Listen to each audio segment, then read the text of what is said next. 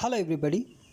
In this video, we will try to understand what happens when Venus is in the first house for Aries ascendant. So for Aries ascendant, the first house is Aries itself, right?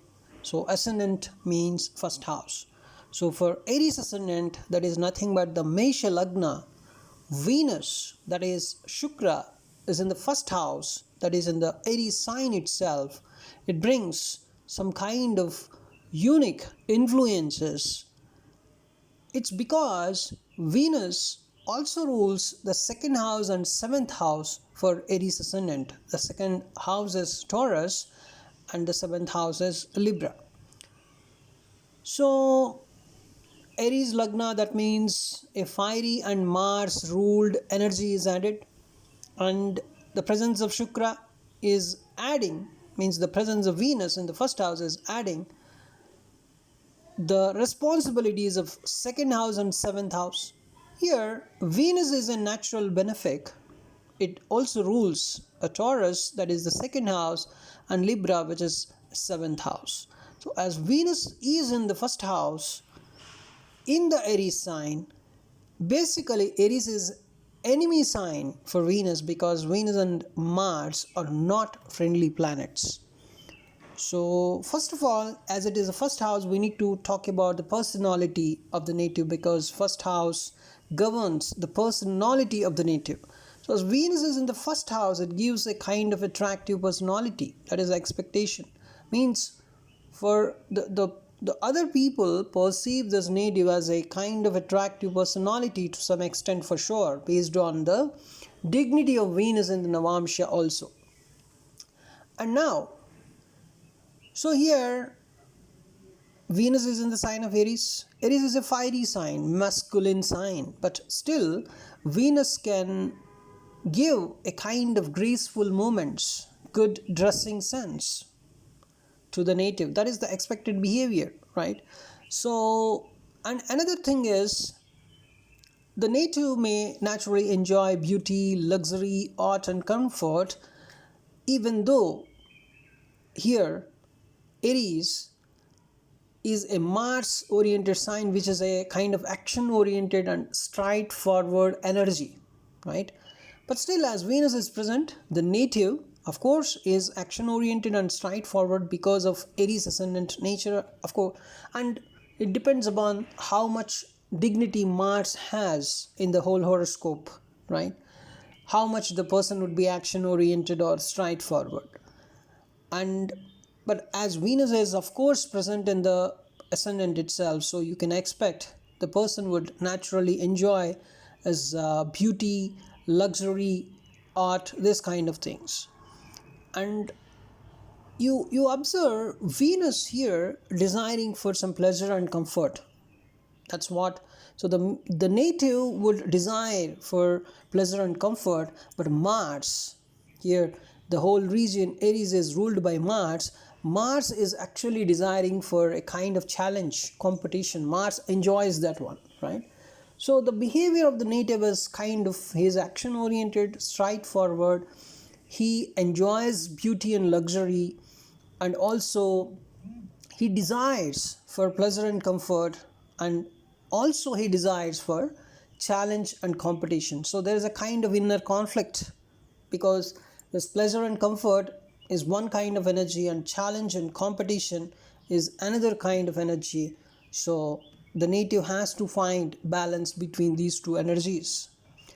And Venus also rules the seventh house of marriage and partnerships for Aries ascendant. So its placement in the first house brings partner related energy onto the identity. What is the meaning of this? See, the native may strongly identify himself through his own spouse or romantic partners.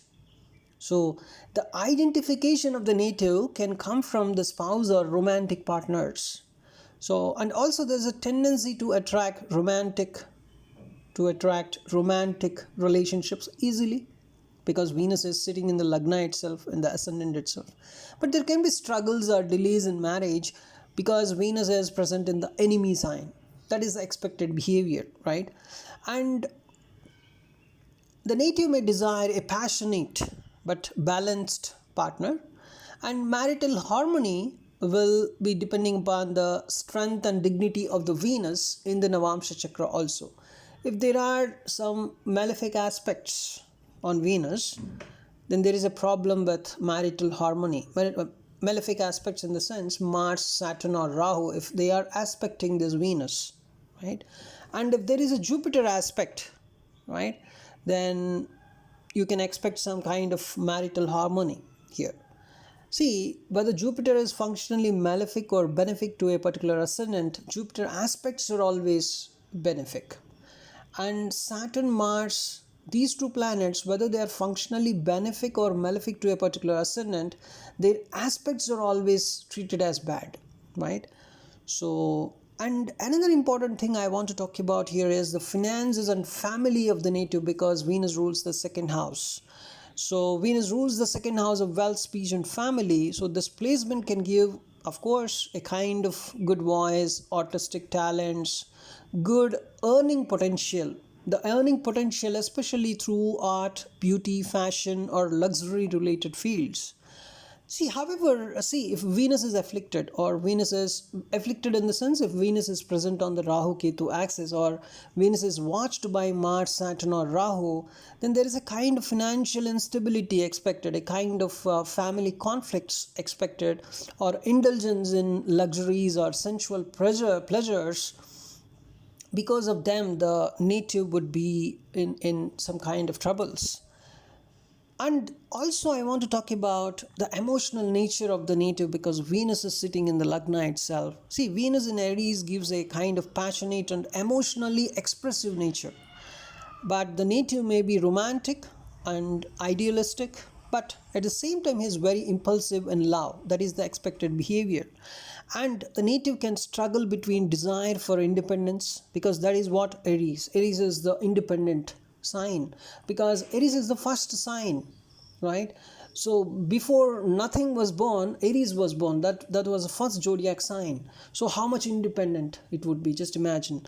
So Aries is adding a desire for independence, and Venus is adding desire for companionship. How the native would balance these two? Aries sign energy is telling, hey, my dear, be independent. And the Venus sitting in the Lagna itself is saying, hey, you desire for some companionship, you desire for somebody, right? So two different energies, so need to find balance. Because of this, there would be some emotional ups and downs, right? And career and creativity, I could say artistic talents are highly possible. It's good for fashion, acting, music, interior design, luxury goods, or even maintaining some diplomacy in the public relationships also can be expected, because Venus is a kind of soft planet. It is always interested in a kind of diplomacy instead of going with some kind of harshness. So any kind of diplomacy in public relationships, that kind of if the profession is demanding that such kind of things, yes, the native can do, because Venus is sitting in the ascendant itself, adding this diplomacy to his nature. So the person may like working in a creative or aesthetic environment also, or a kind of client facing or luxury sectors. And if Venus is well aspected by Jupiter, let us say, it helps in gaining popularity, charm, and influence in the society as well. There are only some negative traits if Venus is afflicted, or some bad aspects are present on this particular Venus. Bad aspects in the sense if Mars or Saturn or Rahu is watching this Venus, that's a kind of negative trait, or Rahu Ketu axis is present on this Venus, right? That means Rahu Ketu is on Aries Libra axis, or Ketu Rahu is on Aries Libra axis. That means you can say Venus is afflicted. So when Venus is afflicted, you can expect some kind of excessive sensuality, excessive indulgence, vanity, or laziness. This kind of behavior the native would show. It adds to some kind of unstable relationships or delayed marriage as well. So, and the native may over identify with appearance, right, or seeking some kind of he or she uh, you know would try to be very beautiful and would would seek some kind of validation, right, about the appearance and all. So there's a possibility of infidelity also, having affairs and all the stuff, right? If afflicted, I'm talking about afflicted, or if there is any bad aspect, those are the negative things I'm talking about. So there's infidelity or kind of having more affairs, interested in affairs. If Venus is in conjunction with some malefics or aspected by some malefics, and even if Venus is present on Rahu Ketu axis. This is the general behavior, and of course the dignity of Venus has to be checked in the Navamsha as well. How much is the impact of the negative traits here? So that is the whole idea of Venus being present in the sign of Aries. And if there are any negative traits you're observing because of this Venus in the Lagna, then definitely you need to chant the Venus mantra every day. If not, at least on Fridays you need to chant 108 times, and donate white items if your Venus is acting negatively. White items in the sense rice or sugar or white clothes, especially on Fridays, it's very good. And respect women, especially your mother or your wife. You should respect at any cost, even if mistake is on their side. You have to respect them. That way, your Venus would be at least be pleased, right? So that is a fundamental thing. And of course your Venus in the Navamsha has to be checked. To talk more about that, I will also make some videos on that as well. So Venus in the Aries sign in the first house in the Ashwini Nakshatra first pada, such kind of videos based on, so that you can see the Navamsha impact as well. So thanks for watching this video.